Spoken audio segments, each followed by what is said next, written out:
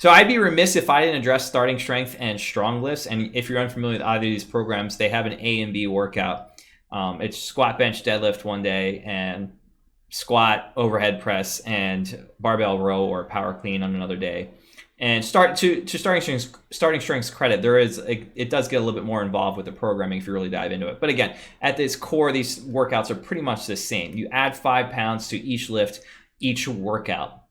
So squats, you're increasing weight 15 pounds every week, basically, because you're doing ABA and you're doing squats every single workout. Now, I think this structure, this approach can work really well even in this system because we're only doing one main heavy lift for the day. So we're just increasing weight by 5 pounds.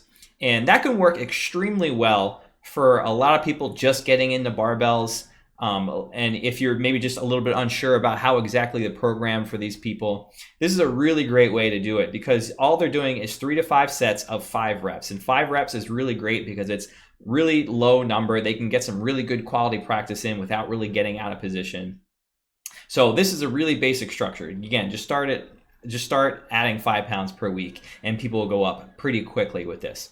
Now, the only thing I'll say with both of these programs is they both encourage people to go to failure and get to as close to failure as possible to bust through plateaus. And I strongly disagree with that approach because newer lifters do not need to be going anywhere near failure because they're going to start ingraining really bad movement patterns. And even more experienced lifters really shouldn't be going to failure because the payoff versus the drain on the nervous system, there's really no point to do it. Maybe for more advanced people, but for just about everybody, there's no real reason.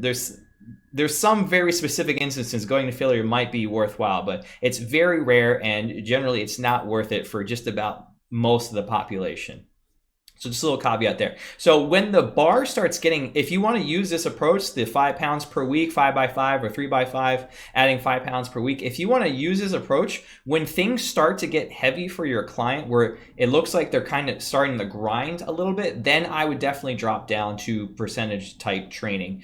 So they're completely owning the movement. They're using weights that they can definitely handle and they don't start ingraining really poor movement patterns.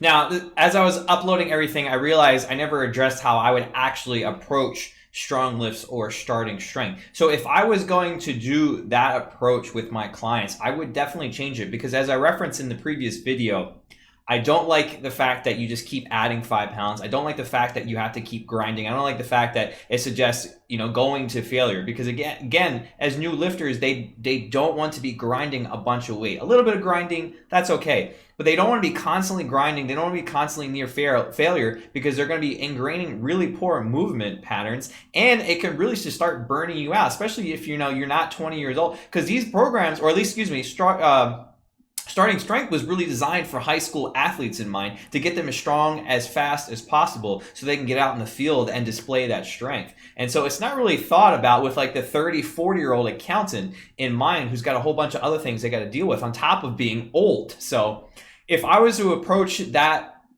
strong lifts or starting strength mindset, this is how I would change things. I would do it a rep range of 4 to 6 and I would make it an AMRAP on that final set. So this allows you a nice double progression to keep growing as quickly or as slowly as needed.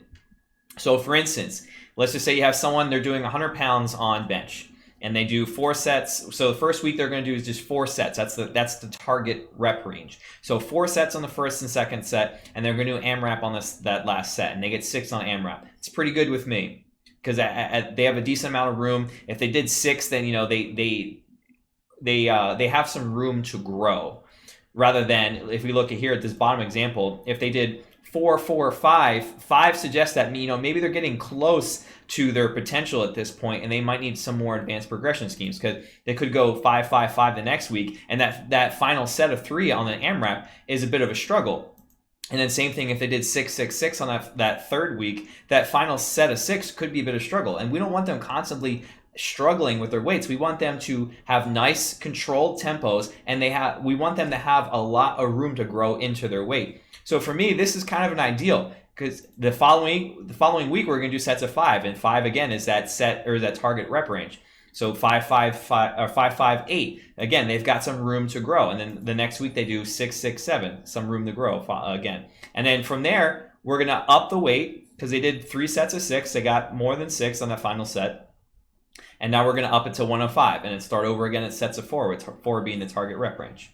And this would be kind of slow, and that's totally fine, again, because most people have a lot of things going on in their life and they're a little bit older. But this could work really well for a newer lifter too. So let's just say you got that same example. They're doing 100 pounds on bench press for sets of 4, and 4 is that target rep range, and they get 9. And for me, if they get 5+ on the AMRAP sets, we're going to up the weight because it's a little too light. So here we go. Perfect example. They got 9, it's 5 more. So we up it at 105 the following week. And they got 9 again on the following week. So we up it again right away. And now this one, they've, caught up, or the weight's caught up to them a little bit. So they don't jump the AMRAP this one. They've only got like 7 reps on that final set. So we go to sets of 5 on the second week. And actually, it looks like I made a mistake here. I did make a mistake here. It should be 110. 110 here. So they go to 110 for sets of 5 the next week, and they get like a set of 10 on that second week. So now we can up the weight again here, and I messed up again, obviously. So now we can up the weight again. And so this is just a nice, slow, and steady progression.